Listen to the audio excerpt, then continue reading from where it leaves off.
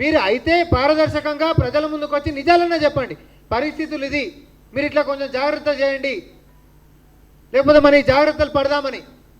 ఎందుకంటే ఏదో కోవిడ్ సమయంలో అర్ధాంతరంగా టీవీ ముంగడికి వచ్చేసి లాక్డౌన్ అని చెప్పేసినట్టు మళ్ళీ రేపొద్దున ఇప్పుడు ఏదో 5 రాష్ట్రాలలో ఎన్నికలు జరుగుతున్నాయి కాబట్టి ఏదో కవర్ స్టోరీలు నడుపుతూ ఉన్నారు.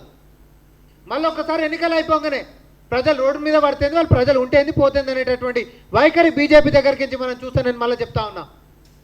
కేవలం స్వార్థపూరితంగా ఈరోజు ఎన్నికలు నడుస్తున్నాయి కాబట్టి దీన్ని ఏదో ప్యాచప్ వర్క్ తోటి కవర్ చేసుకుంటూ పోతా ఉన్నారు తప్ప అసలు జరుగుతున్నటువంటి వాస్తవాలను బీజేపీ నేతలు బయటకు వచ్చి ప్రజలకి చెప్పాలి. నేను దేనికోసం ఈ ప్రెస్ మీట్ పెట్టినానంటే మీరు చెప్తున్నటువంటి చేస్తున్నటువంటి వ్యాఖ్యలకి ఈరోజు మైదానంలో జరుగుతున్నటువంటి వాస్తవాలకి చాలా తేడా ఉందని అంటున్నా. ఇది ఇట్లుంటే ఆ వాస్తవాలను ప్రశ్నించేటటువంటి దమ్ముధైర్యం లేనటువంటి బీఆర్ఎస్ బీజేపీ తోటి ములాఖత్ అయిపోయి వాళ్ళని కాపాడేటటువంటి ప్రయత్నం. హరీష్ రావుని తీసుకొని ఒక ఆయనంటే అమెరికానే వారిపోయింది, అది వేరే సంగతి. హరీష్ రావుని తీసుకుంటే ఇక్కడ లోకల్ సమస్యలే మాట్లాడతాడు, ఆయన సెల్ఫీలు పెడతాడు. ఇక చూడండి నీళ్ళు ఎట్లా వాడుతున్నాను, మేము కట్టిన శ్రీరామ్ సాగర్కి నుంచి వచ్చినటువంటి నీళ్ళని.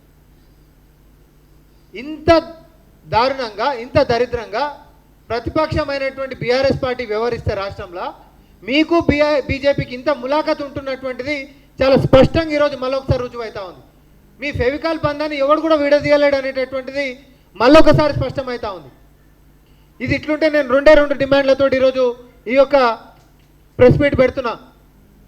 బీజేపీ నేతలు ముందుకొచ్చి వాస్తవాలని లెక్కలతోటి ప్రజలు ఆల్రెడీ అవస్థలు పడుడు మొదలైంది.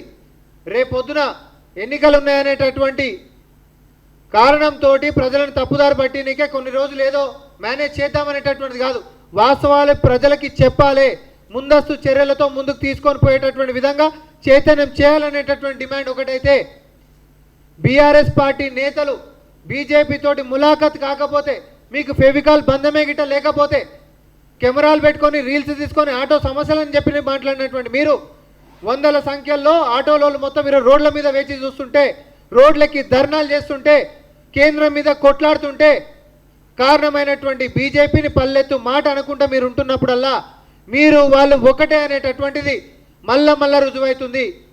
ఇంకొక అవకాశం తీసుకొనైనా మీ యొక్క చిత్తశుద్ధిని కేంద్రం మీద కొట్లాడి ఆటో వాళ్ళకి యొక్క బాసటగా నిలబడాలి. మాతో పాటు మద్దతుగా ఈరోజు తెలంగాణ మొత్తం కూడా కొరత మీద కొట్లాడదామనేటటువంటి దాని మీద మనం కలిసి నడవాల్సినటువంటి బాధ్యత ఉంది. ప్రజల సమస్యలకు మించేది కాదు, కానీ వాస్తవాలు చూస్తేనేమో బీఆర్ఎస్ పార్టీకి స్వార్థం ఎక్కువ కనిపిస్తూ ఉంది. కాబట్టి ఎల్పిజి కొరత అనేటటువంటిది ఈరోజు ఆటోలు అందరూ ఇంత తీవ్ర ఇబ్బంది పడుతూ ఉంటారు కాబట్టి కేంద్రం ఎల్పిజిని సరఫరా చేయడంలో వైఫల్యం చెందకుండా నిర్విరామంగా ఇచ్చేటటువంటిది మా యొక్క సివిల్ సప్లైస్ మంత్రి వర్యులు ఉత్తమ్ కుమార్ రెడ్డి గారు కూడా నిన్న కేంద్రానికి లేఖ రాసిండు. ఉంటున్నటువంటి షార్టేజ్ ఇడనే కాదు అన్ని రాష్ట్రాలలో కూడా అదే దాపురించినటువంటి పరిస్థితి కేంద్రం యొక్క తప్పుడు నిర్ణయాలతోటి. ఈరోజు చుట్టుముట్టు దేశాలు కూడా మనతో మంచి లేనటువంటి పరిస్థితి. నేను దాంట్లో దాకా పోను, కానీ నిరంతర సరఫరా చేయాల్సినటువంటి బాధ్యత మీకుంది. లేని ఎడల ఆటోలో అందరినీ ఆదుకోవాల్సినటువంటి బాధ్యత కేంద్రం మీద ఉంది. వాళ్ళ జీవనోపాధి మీద మీరు ఈరోజు బెల్ట్ దెబ్బలు కొట్టినంత పని జరిగింది. వాళ్ళ నోటి కాడ మట్టి కొట్టకండి, వాళ్ళ జీవితాలను నిలబెట్టడానికే కేంద్రం ముందుకు రావాలి. మొదట సఫర్ అవుతున్నటువంటి వాళ్ళు ఈరోజు ఆటోలోలే. వాళ్ళ పక్షాన నిలబడడానికే కేంద్రం ఏ నిర్ణయం తీసుకున్నా రాష్ట్రం నుంచి సహకరించడానికి మేమందరం సిద్ధంగానే ఉన్నాం.